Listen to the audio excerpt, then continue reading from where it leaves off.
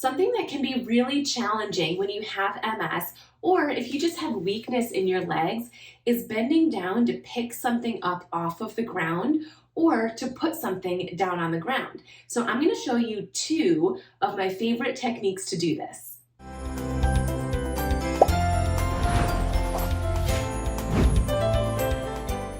My name is Dr. Gretchen Hawley. I'm a physical therapist and a multiple sclerosis certified specialist.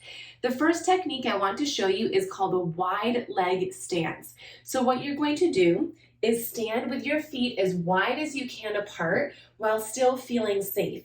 From here, you're going to hinge your hips back. So your butt pokes out backwards and your shoulders are forward. From here, slowly bend your knees until you are touching your item, and I'll demonstrate in a second, and then push your legs to stand back up. Let me show you from this side. Wide stance, hips hinge backwards, shoulders forward, and then bend your knees as low as you can until you're touching the item, and then push through your thighs to stand back up.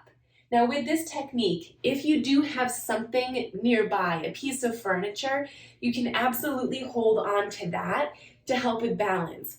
Wide stance, hips hinge, bend your knees as you're touching furniture, pick up the item, and then stand back up. Let's see this in a real life example using this plant. You're going to walk up to the item as close as you can get without knocking it over, and then assume the position. So wide feet, hips hinge, bend your knees, reach for the item, and push through your feet. It would be the same to set it down. Your legs are already wide, hinge your hips backwards, and bend your knees. Then push up.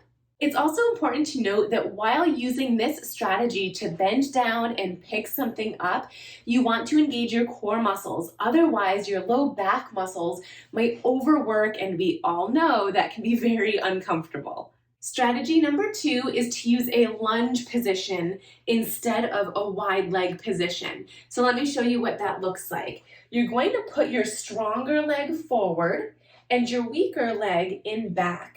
You want to keep your feet nice and wide.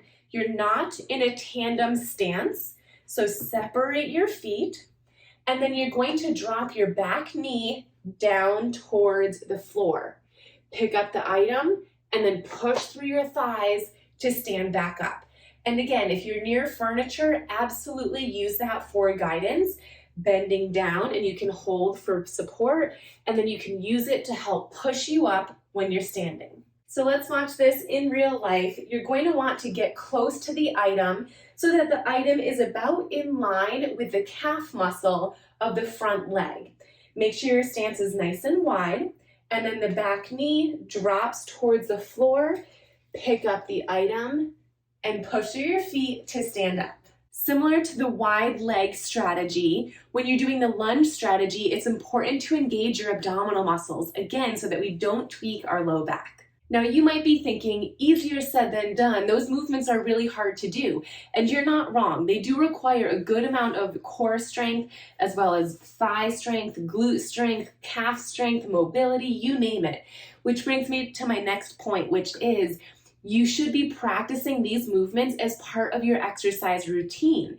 If you never practice these movements, and then you have to implement it, it's going to be so much harder. Your muscles won't be prepared and your brain won't be prepared.